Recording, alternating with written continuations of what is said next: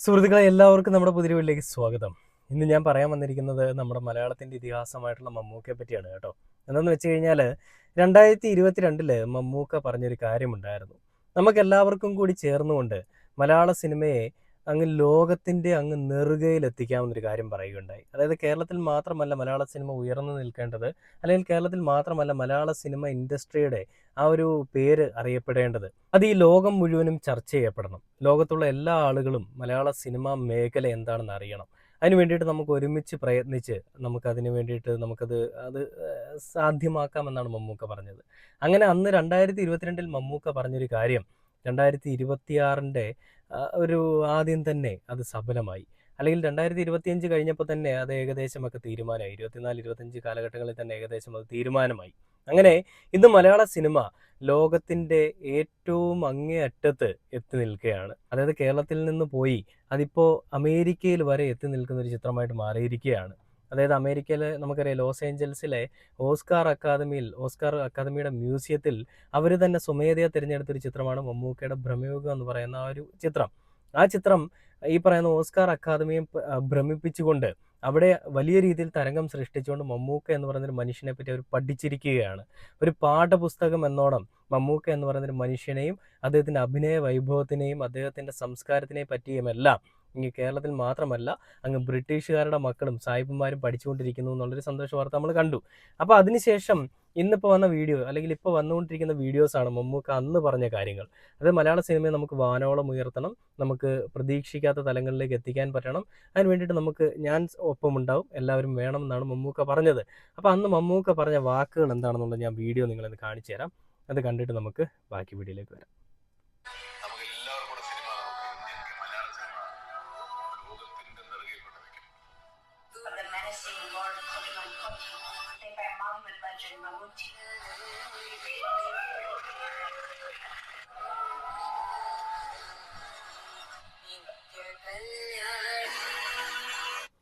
മമ്മൂക്ക പറഞ്ഞത് നമുക്ക് എല്ലാവർക്കും കൂടി നമ്മുടെ മലയാള സിനിമയെ ലോകത്തിൻ്റെ നെറുകയിൽ കൊണ്ടെത്തിക്കാമെന്നാണ് പറഞ്ഞതുപോലെ തന്നെ സംഭവിച്ചില്ലേ? ലോകത്തിൻ്റെ നെറുകയിൽ തന്നെയല്ലേ അദ്ദേഹം എത്തിച്ചത്. മലയാള സിനിമ എന്ന് പറയുന്ന ഒരു മേഖലയ്ക്ക് ഇന്ന് ഈ കാണുന്ന രീതിയിൽ ഒരു പേരുണ്ടാക്കി കൊടുത്തിട്ടുണ്ടെങ്കിൽ അത് മമ്മൂക്ക ഉള്ളത് കൊണ്ട് മാത്രമാണ്. 100 കോടി അടിക്കുന്ന പല സിനിമകൾ 150 കോടി അടിക്കുന്നു, 200 കോടി അടിക്കുന്നു എന്ന് പറഞ്ഞുകൊണ്ട് വലിയ പ്രഹസനങ്ങൾ നടത്തുമ്പോഴും ആ സിനിമകളൊക്കെ എവിടെ നിൽക്കുന്നുവെന്നും, ഒരു 100 കോടിയും ഇന്നേ വരെ ഒരു 100 കോടി ക്ലബിലും എത്താത്ത ഒരു ഹതഭാഗ്യനായ ബോക്സ് ഓഫീസ് 100 കോടി ഹിറ്റടിക്കാത്ത ഒരു നിർഗുണനായിട്ടുള്ളൊരു മമ്മൂക്ക ഇന്ന് ഓസ്കാർ അക്കാദമി വരെ എത്തിയിട്ടുണ്ടെങ്കിൽ അത് അയാളുടെ അസാമാന്യമായിട്ടുള്ള കഴിവ് കൊണ്ടും അതിനേക്കാൾ അപ്പുറം കഠിനമായിട്ടുള്ള പ്രയത്നം കൊണ്ടും മാത്രമാണ്. മമ്മൂക്ക തന്നെ പലപ്പോഴും പറഞ്ഞിട്ടുള്ള കാര്യങ്ങൾ നമുക്കറിയാം. സിനിമയെ എനിക്കാണ് ആവശ്യം, സിനിമയ്ക്ക് എന്നെ അല്ല. അതിന് വേണ്ടിയിട്ട് ഞാൻ എപ്പോഴും എല്ലാ അവസരങ്ങളും കാത്തിരിക്കും, ആ വരുന്ന അവസരങ്ങൾ ഞാൻ തട്ടിക്കളയാറില്ല എന്നാണ് മമ്മൂക്ക ഒരു ഇൻ്റർവ്യൂവിൽ വെച്ചിട്ട് പറഞ്ഞിട്ടുള്ളത്. അന്ന് മുതൽ ഇന്ന് വരെയും എന്നും അദ്ദേഹത്തിൻ്റെ ജീവിത അവസാനം വരെയും അദ്ദേഹത്തിന് ഏറ്റവും കൂടുതൽ സാറ്റിസ്ഫാക്ഷൻ കിട്ടുന്ന, അദ്ദേഹം ഏറ്റവും കൂടുതൽ സ്നേഹിക്കുന്ന ഒരു കാര്യം സിനിമയാണ്. പെണ്ണും പണവും പദവിയും ഇതൊന്നും അല്ല അദ്ദേഹത്തിൻ്റെ ഒരു മൂലധനം, അല്ലെങ്കിൽ അതൊന്നുമല്ല അദ്ദേഹത്തിൻ്റെ ലക്ഷ്യം. അദ്ദേഹത്തിൻ്റെ ലക്ഷ്യം സിനിമാ ജീവിതമാണ്. ആ സിനിമാ ജീവിതം സെലിബ്രിറ്റി സ്റ്റാറ്റസ് ഒന്നും അല്ല അദ്ദേഹം സ്വപ്നം കാണുന്നത്. സിനിമയിൽ അഭിനയിക്കണം, തൻ്റെ അഭിനയത്തിന് അല്ലെങ്കിൽ തൻ്റെ ഉള്ളിലുള്ള ആ ഒരു ചാത്തനെ ഒതുക്കണമെന്നുണ്ടെങ്കിൽ, അല്ലെ ആ ചാത്തന് ഇത്തിരി ഒരു സമാധാനം കിട്ടണമെന്നുണ്ടെങ്കിൽ സിനിമകൾ വേണം. ആ ചാത്തന് വേണ്ടിയിട്ടാണ് മമ്മൂക്ക അഭിനയിക്കുന്നതാണ് എനിക്ക് തോന്നുന്നത്. മമ്മൂക്ക ഒരു ഭ്രാന്തനാണെന്നുള്ളത് ശ്രീനിവാസൻ അടക്കമുള്ള ഒരുപാട് ആളുകൾ പറഞ്ഞിട്ട് നമുക്ക് തന്നെ അറിയാവുന്നതാണ്.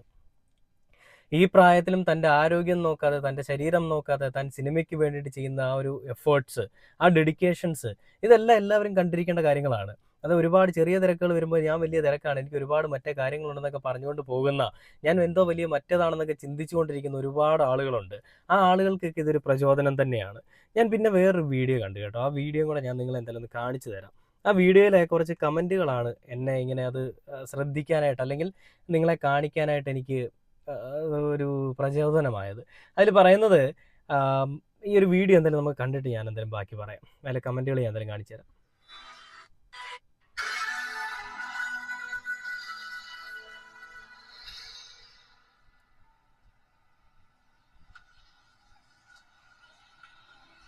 നമസ്കാരം. ഞാൻ നേരത്തെ പറഞ്ഞ പോലെ നിങ്ങൾ എല്ലാവരും ആഗ്രഹിക്കുന്നത് ആണ് ഞാൻ ചെയ്യാൻ.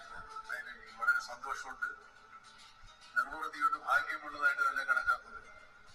മലയാള കണ്ട ഏറ്റവും വലിയ കലാകാരന് ഇന്ത്യൻ സിനിമയിൽ ഒരു സിനിമാ പ്രവർത്തകന് കിട്ടാവുന്ന ഏറ്റവും വലിയ ബഹുമതി കിട്ടിയത് അദ്ദേഹത്തിന്റെ മലയാള സിനിമാ പ്രവർത്തകരെ ആദരവായി അതിനെ പ്രതിനിധീകരിക്കാൻ എനിക്ക് സാധിച്ചതിയായ സന്തോഷമുണ്ട്. എന്റെ സുഹൃത്തും നമ്മുടെ എല്ലാം ലാലേട്ടനുമായ മോഹൻലാലിന് എന്റെ ഹൃദയം നിറഞ്ഞ അഭിനന്ദനങ്ങൾ.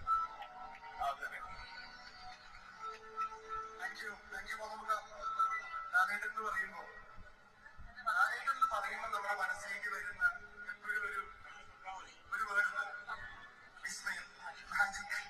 സോ ആ ലാലേട്ടൻ മാജിക് ആണ് ഈ കാണുന്നതെല്ലാം. So we are giving that magic A different dimension. നമുക്ക്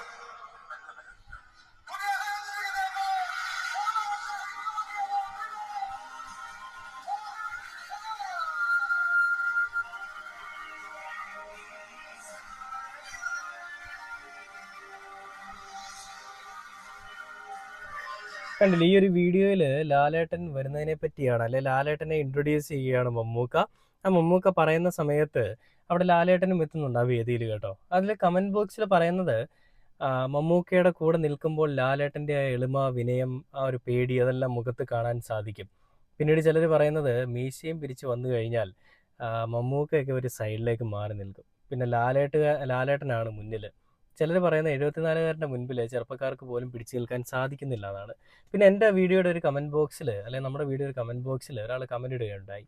അതായത് മമ്മൂക്ക ഇതുവരെ 100 കോടി ക്ലബ്ബിൽ എത്തിയില്ല എന്നുള്ളത് ഓൾറെഡി നമ്മൾ ചർച്ച ചെയ്തു. അത് ചില ആളുകൾ പറയുന്ന അവരുടെ സംഘിച്ചായ്വുള്ള ചില ആളുകൾ, ആരാണ് പിതാക്കന്മാരെന്ന് പോലും അറിയാത്ത പിതൃശൂന്യത്തരം പറഞ്ഞുകൊണ്ടിരിക്കുന്ന ചില ആളുകൾ, അവരുടെ അഭിപ്രായമായിട്ടുള്ള ഇങ്ങനെ മമ്മൂക്ക ഈ 100 കോടി ക്ലബ്ബിൽ എത്തുന്നില്ല, മമ്മൂക്ക ഈ രീതിയിലേക്ക് എത്തുന്നില്ല, മമ്മൂക്കയെക്കാളൊക്കെ ഒരുപാട് മുകളിലാണ് മോഹൻലാൽ, ആ മോഹൻലാലിൻ്റെ ഒരു അടുത്ത് നിൽക്കാനുള്ള യോഗ്യത പോലും മമ്മൂക്കയ്ക്കില്ല എന്നൊക്കെ പറയുന്ന പോലെ ചില ആളുകൾ പറയുന്നുണ്ട്. അപ്പോൾ നമ്മുടെ വീഡിയോയിൽ ഒരാൾ കമൻറ്റ് ഇടുകയുണ്ടായി, മമ്മൂക്ക ഇതുവരെ 100 കോടി ക്ലബ്ബിൽ എത്തിയിട്ടില്ലല്ലോ മോനെ, ലാലേട്ടൻ എത്തിയിട്ടുണ്ടല്ലോ എന്നൊക്കെ.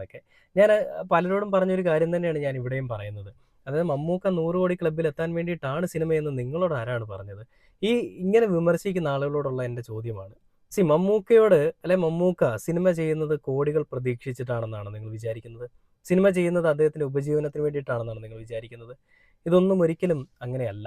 ശരിക്കും പറഞ്ഞാൽ അദ്ദേഹം ഒരു പാഷനാണ്. അദ്ദേഹത്തിന് സിനിമ എന്ന് പറഞ്ഞാൽ ഒരു ഭ്രാന്താണ്.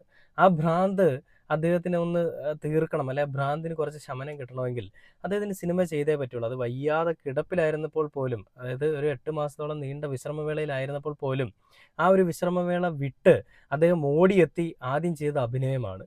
അദ്ദേഹത്തിന് അത്രയും അധികം ശാരീരിക ബുദ്ധിമുട്ടുകളുണ്ടായി. അദ്ദേഹം വന്നപ്പോഴൊക്കെ നമ്മൾ കണ്ടത് വളരെ ക്ഷീണിതനായിരുന്നു. അപ്പോൾ പലരും പറഞ്ഞു മമ്മൂക്കയ്ക്ക് ക്ഷീണമായി, മമ്മൂക്ക ഇനി എങ്ങനെ തിരികെ വരും എന്നൊക്കെ പലരും പറഞ്ഞ് കൺസേൺ ഉണ്ടായിരുന്നു എല്ലാവരും. എന്നാൽ കുറച്ചധികം ദിവസങ്ങൾ കഴിഞ്ഞപ്പോൾ കളങ്കാവൽ അടക്കമുള്ള ഒരുപാട് നല്ല സിനിമകൾ വരുന്നു, പാട്രിയറ്റ് അടക്കമുള്ള സിനിമകൾ വരുന്നു, മമ്മൂക്ക ഒരുപാട് നല്ല പ്രവർത്തനങ്ങളുമായിട്ട് മുന്നിലേക്ക് വരുന്നു. അത് കണ്ടപ്പോൾ എല്ലാവർക്കും മനസ്സിലായി ഈ യുഗം ഇനിയും തീരുന്നില്ല, ഈ യുഗം തുടരാൻ പോകുന്നതേ ഉള്ളൂ എന്നുള്ളത്.